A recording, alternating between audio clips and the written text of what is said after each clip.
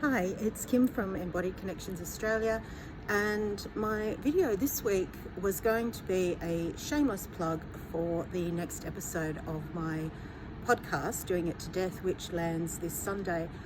But here I am in the grounds of Maitland Hospital, which I am telling myself is really a 5-star resort, and from this outdoor area that I have found, that's actually not too big of a stretch.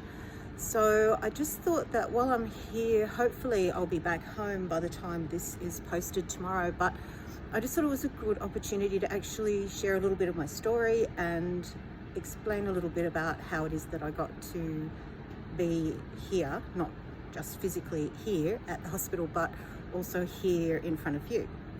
So I'll just show you, here's my little wristband so you can see. So I came in a few days ago, and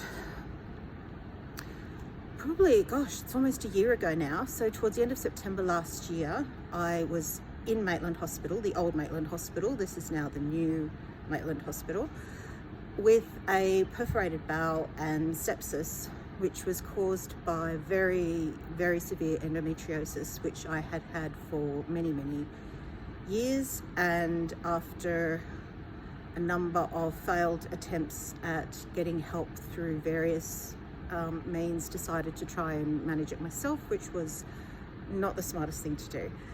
But anyway, ended up with me being in the hospital, where I stayed for 2 weeks and left with a stoma and a colostomy bag. So the reason I'm here now, my journey since then has been, for the last 12 months, numerous medical procedures, tests, specialist appointments, visits to and from this hospital. I'm currently here at the moment because I needed to have a stent put into my left kidney, which is shutting down due to the endometriosis. And I also had a colonoscopy and a D&C, which is a gynecological procedure. And both of those, I had all three of them together, which wasn't fun, but on the other hand, not as bad as I anticipated, which is true of much of life, I guess. And so the stent was, as I said, because of the issues with my kidney. The other two procedures were preparation for my next major surgery, which I found out yesterday will be the first of still quite a few major surgeries. And as I was in hospital last year, having the colonoscopy and the other procedures, my mother was in another hospital. And unfortunately, unlike me, she didn't come home. And it was going through all of that.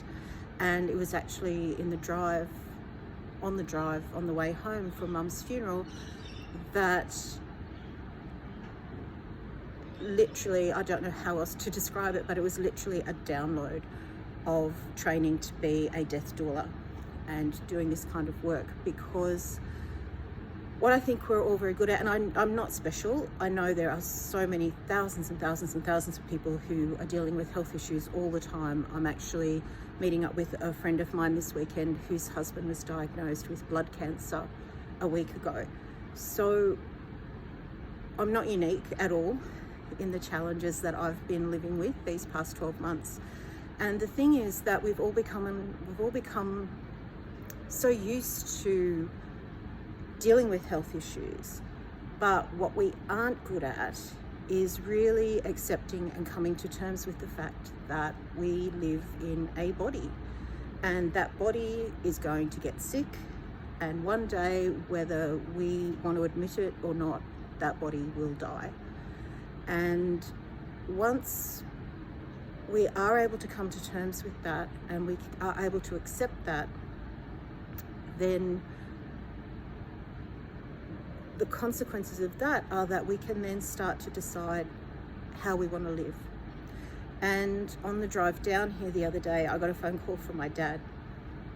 I'm going to try not to tear up too much. I got a phone call from my dad while I was in the car, very close to Maitland, just to tell me that he was thinking about me. He wanted me to know that he was thinking about me. And for those of you who know me and who know my relationship with my dad, that was massive. That was massive that we were able to have that conversation. And so that's what I do now. I take care of my body. I nurture and deepen my relationships with the people that I love, and I do this work. So I'm in the process at the moment of developing an online community called the Awakened Dying Academy. And for those of you who are interested, there will be lots more coming out about that. So stay tuned. I'm also again going to repost in the comments just a very simple checklist that I have done to help look at things that need to be really considered and looked at in terms of preparing for death. And the idea of that checklist, it's not comprehensive and it's not a full list.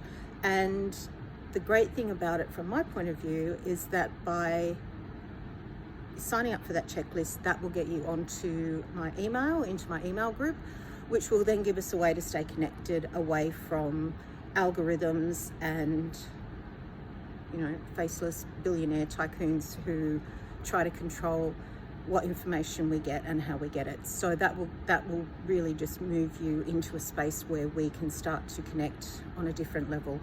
And again, the online community is another way of doing that, and a way of me being able to share my knowledge and what I continue to learn every day with a community of like-minded people. So, and also the podcast is downloading, is landing on Sunday if you wanted to check that out, the Doing It to Death podcast. So there's lots of things that are happening. I'm so excited about the ideas that I'm having, the developments that I'm having as I'm continuing to navigate these ongoing surgeries that are going to be coming up. So at the moment, I'm just sitting at the hospital waiting for them to tell me that I'm well enough to be discharged home. For now, knowing that I will be back here again quite soon, and probably a few times after that. But that's what we do. You know, we just deal with things, we get on with it, we find ways to manage, and hopefully if we can then use those experiences to share them with others who are going on the same journey, then that's just really a bonus, isn't it? So thank you again so much for listening. Thank you for tuning in.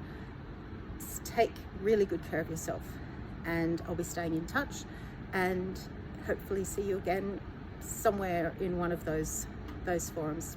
Much love.